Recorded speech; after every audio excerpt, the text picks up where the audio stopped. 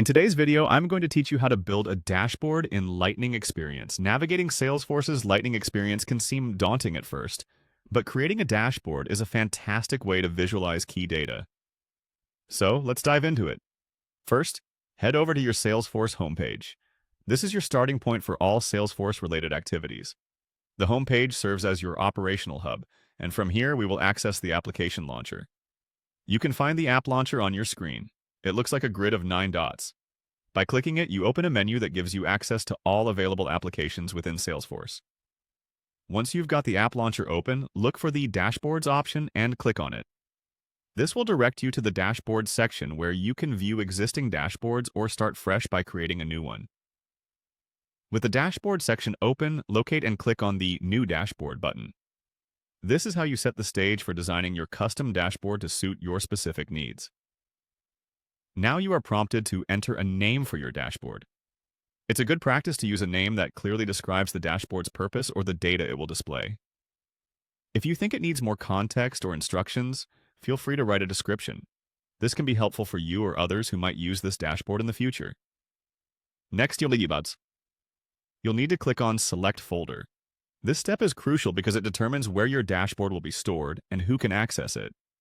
Choosing the right folder is essential for keeping your files organized and ensuring the right team members have the necessary access. With your storage location selected, it's time to click the Create button. This will bring up the Builder interface where all the magic happens. Start by adding some widgets.